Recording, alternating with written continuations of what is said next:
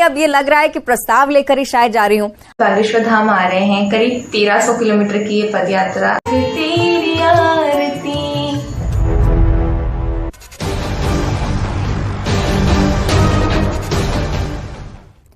नमस्कार, evening agenda देख रहे हैं आप और मैं हूं आपके साथ अवंतिका श्रीवास्तव। शुरुआत करेंगे बुलेटिन की सबसे पहले बात बागेश्वर धाम के पंडित धीरेन्द्र कृष्ण शास्त्री की।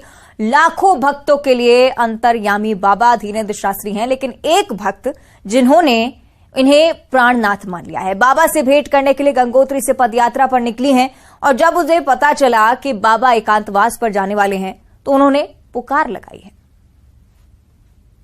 मन में बसा कर तेरी मूर्ति, उतारूं मैं प्राणनाथ तेरी आरती।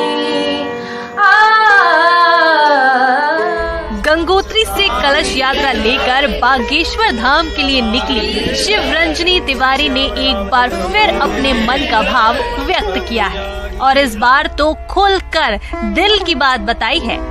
लाखों भक्तों के बाबा यानी पंडित धीरेन्द्र शास्त्री को प्राणनाथ कहकर उन्होंने संबोधित किया है। बाबा के 15 तारीख के एकांतवास में जाने की खबर से शिवरंजनी बेचैन है और प्रार्थना कर रही है कि बाबा उन्हें दर्शन देने की कृपा करें।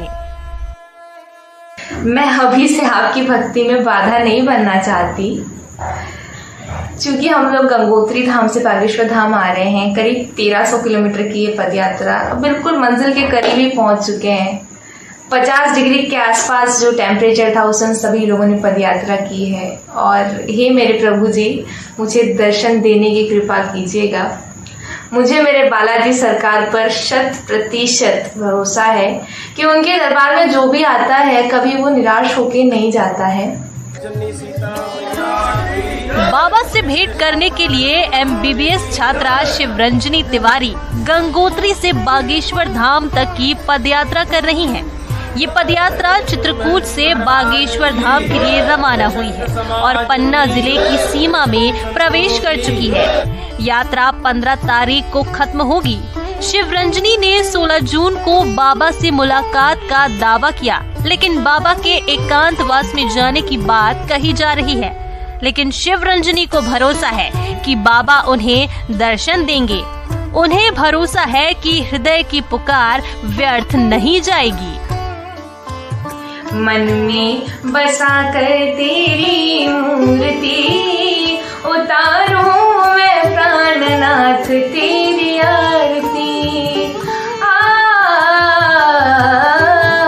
मन में बसा कर तेरी मूर्ति, उतारूं मैं प्राणनाथ तेरी आरती। शिवरंजनी बाबा को प्राणनाथ बता रही हैं और कह रही है कि बालाजी सरकार उनकी मनोकामना जरूर पूरी करेंगे। हालांकि मुराद क्या है वो खुलकर नहीं बता रही, लेकिन इसे पंडित धीरेन्द्र शास्त्री से विवाह की कामना को लेकर जोड़ा जा रहा है और शिवरंजनी भी इसका खंडन नहीं कर रही है। शिवेंद्र सिंह बघेल, न्यूज़ 18, सतना। चलिए, आज खुद हम बात करेंगे शिवरंजनी तिवारी से। हमारे साथ जुड़ चुकी हैं शिवरंजनी। बहुत स्वागत है आपका एक बार फिर से न्यूज़ 18 के इस प्लेटफॉर्म पर। शिवरंजनी, बहुत बहुत धन्यवाद। निश्चित ही मन में बसाकर तेरी मूर्ति, उतारू में प्राणनाथ तेरी आरती, ये शब्द निश्चित तौर पर उस मीरा के ही हो सकते हैं जो मन में प्रेम भाव लिए कृष्ण से मिलने की चाहत रखती हूँ। आप भले ही शिवरंजनी कुछ ना कहें, पिछली बार भी आपने कुछ नहीं कहा, लेकिन आपके चेहरे पर जो मुस्कान है वो निश्चित ही कुछ ना कुछ बयां करती है। एकांतवास का रोड़ा जरूर बीच में आया है, क्या कहेंगे फिलहाल इसे लेकर? मैं आपके चैनल के माध्यम से यही संदेश पहुंचाना चाहती हूँ।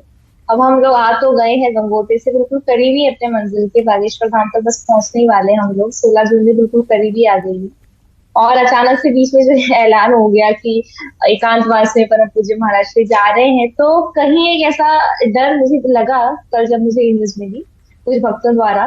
तो उस समय मुझे जो लगा करना चाहिए मैंने तुरंत किया। मैं फटाफट से एक बाइट बनाई और सोशल मीडिया अपने प्लेटफॉर्म में वायरल कर दी कि परम पूज्य महाराज श्री कृपया इस भक्ति की, इस दासी की तपस्या को स्वीकार कीजिए और दर्शन देने की कृपा कीजिए। इसलिए मैंने ये लाइन गा रही थी, मन में बसा कर तेरी मूर्ति, उतारूं मैं प्राणनाथ तेरी आरती। हाँ, मन में बसा कर तेरी मूर्ति, उतारूं मैं प्राणनाथ तेरी आरती। इतने प्रेम और विश्वास के साथ अगर आपकी अपील कर रहे हैं शिवरंजनी, हो सकता है कि अपील का असर भी हो। हालांकि शिवरंजनी, जो पदयात्रा लेकर आप पहुंची हैं, बागेश्वर धाम जल्दी पहुंचने वाली हैं, कितनी चुनौतियां, कितनी कठिनाइयां हैं, ये भी हम जानना चाहेंगे। और जिस तरह की आप बता भी रही थी कि 50 डिग्री सेल्सियस का तापमान रहा और रास्ते में भी काफी परेशानियां रही होंगी, विस्तार से जानकारी इस पर। कठिनाई तो इस यात्रा में मैं ये कहूंगी कि ज्यादा कुछ तो सफर नहीं हुआ, बस थोड़ी सी जो ये हमारी जो सूर्य नारायण जो बीच में कृपा कर रहे थे, मुझे अभी भी याद है वो हफ्ता 22 से 29 मई वाला। इतनी गर्मी महसूस हो रही थी, मुझे तो ऐसा लग रहा था 50 भी पार कर चुका हमारे टेम्परेचर, इतनी भीषण गर्मी हो रही थी। तो थोड़ा बहुत हमें लगा, लेकिन हमारे कदम बिल्कुल नहीं रुके। बालाजी महाराज ने हमारा बहुत सपोर्ट किया इस यात्रा में। और जो मुझे मेन लगा कि इस पूरी यात्रा में जितने भी मेन मुझे पर्व मिलते गए, जैसे एकादशी हो गया, गंगा दशहरा हो गया, पूर्णमासी हो गई, और जितने भी हमने पावन तीर्थ जैसे नैमिषारण्य और करौली शंकर महादेव, चित्रकूट के पावन जैसे कामतानाथ के परिजन, मतलब जहां जहां हमने दिव्य तीर्थों के दर्शन किए, वहां पर मुझे ऐसा लगता है इंद्रदेव ने मेरे ऊपर कृपा करी। हम लोग जाते थे और वहां पे इंद्रदेव अपनी वर्षा करके मेरे गंगा कलश में थोड़ी सी अपनी कृपा की वर्षा कर देते थे। तो मुझे ऐसा लगता है कि इंद्रदेव ने बहुत कृपा करी इस यात्रा में मेरे ऊपर। शिवरंजनी, ये भी समझना चाहेंगे कि जब आप बालाजी धाम पर पहुंचेंगी, बाबा बागेश्वर के धाम पर पहुंचेंगी, सबसे पहले क्या करेंगी? बाबा के दर्शन के लिए उतारू रहेंगी या फिर सीधे सबसे पहले बालाजी धाम पर पहुंचकर उनसे प्रार्थना करेंगी कि धीरेन्द्र कृष्ण शास्त्री दर्शन दे दें? जैसे ही मैं वहां पहुंचूंगी, मैंने ये सोचा है कि सबसे पहले जाके मैं उनके माताजी और पिताजी से मिलूंगी, क्योंकि मेरे हिसाब से आज के समय में माता पिता से बड़ा भगवान और कोई नहीं है। और फिर उसके उपरांत अपने गंगोत्री से जो मेरा जल है गंगा कलश में, उसको बागेश्वर शिवलिंग में जाऊंगी, और उसके उपरांत फिर बालाजी सरकार की जो कृपा होगी वो मंजूर होगी। शिवरंजनी, अक्सर हमने धीरेन्द्र कृष्ण शास्त्री को ये कहते हुए सुना है कि अगर उनके लिए कोई दुल्हनिया चुन के लाएगा तो वो उनके माता पिता होंगे, और आप सबसे पहले मिलना चाहती हैं उनके माता पिता से। क्या ये वही संकेत है जिनकी ओर कहीं ना कहीं हम आसार लगाए हुए हैं? देखिए, अब संकेत के तरफ आपने क्या आसार लगाए हुए वो तो मुझे नहीं पता, लेकिन मैं माता पिता से उनके जाकर सबसे पहले मिलूंगी, क्योंकि वो आज के समय में माता पिता से बड़े भगवान को नहीं मानते। निश्चित ही, भले ही आप देखिए शिवरंजनी जी, भले ही एक्सेप्ट ना कर रही हो, लेकिन आप पूरी तरह से डिक्लाइन भी नहीं कर रही हैं, तो कहीं ना कहीं अब ये लग रहा है कि प्रस्ताव लेकर ही शायद जा रही हूं अब। लेकिन ये भी हम समझ लेंगे कि शिवरंजनी, अगर आप यहाँ पर पहुंची और धीरेन्द्र कृष्ण शास्त्री एकांतवास में ही रहे, क्या उनके वापस आने का इंतजार आप करेंगे? क्या आगे क्या प्लान किया आपने?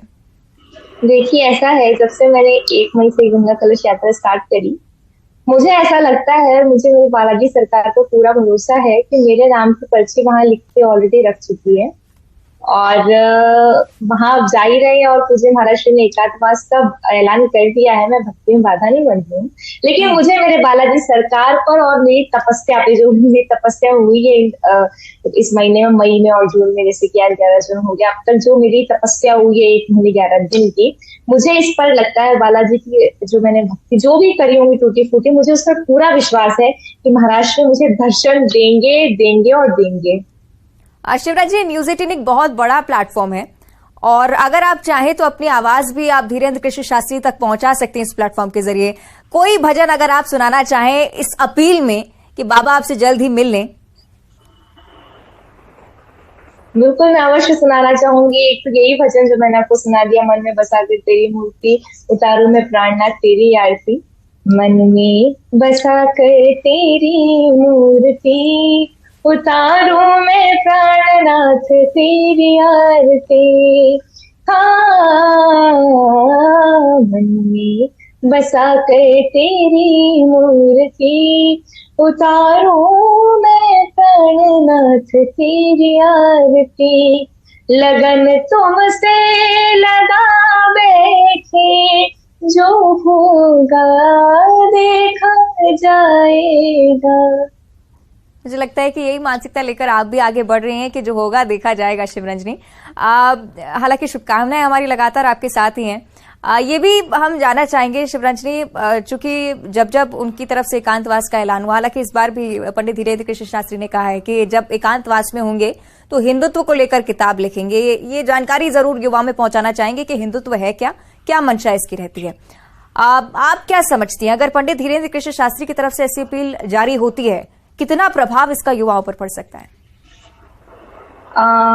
प्रभाव तो बिल्कुल अवश्य पड़ेगा। मुझे महाराष्ट्र के हर एक बात से, हर एक संकल्प से युवाओं में प्रभाव पड़ा है, और उन युवाओं में मैं भी आती हूँ। उनकी 3 बातें जिनका मेरे पर बहुत ज्यादा प्रभाव पड़ा है। सबसे पहला, जो सनातन धर्म का परचम बुलंद कर रहे हैं।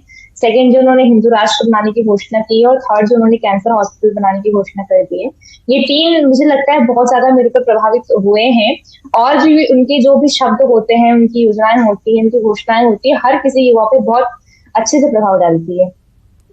शिवरंजनी, ये भी समझना चाहेंगे, इस पदयात्रा का मकसद बाबा बागेश्वर से मुलाकात के बाद खत्म हो जाएगा या फिर कोई आगे भी प्लानिंग?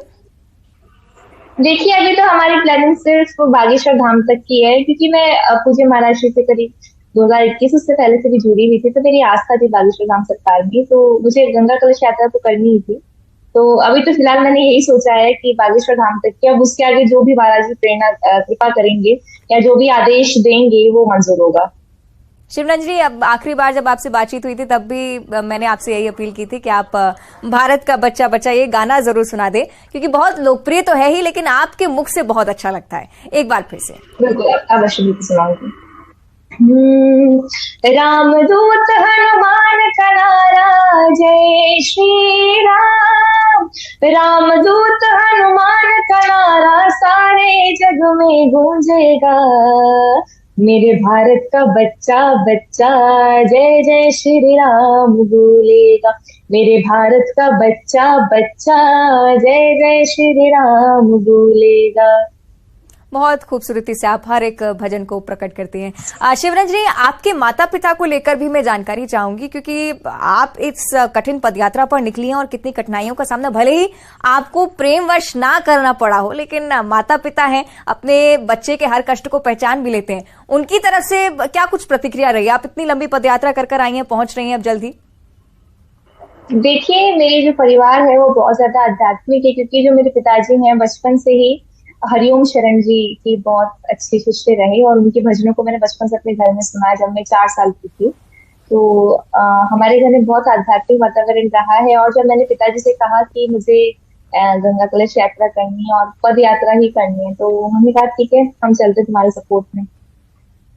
साथ ही शिवरंजनी, आपने ये भी कहा कि माता पिता धीरेन्द्र कृष्ण शास्त्री के जो हैं उनसे भी आप मुलाकात करना चाहती हैं। जब सबसे पहले आप उनसे मिलने जाएंगी तो क्या उनके सामने गुहार लगाएंगी कि अगर पंडित धीरेन्द्र कृष्ण शास्त्री से वो मुलाकात करवा सके आपकी?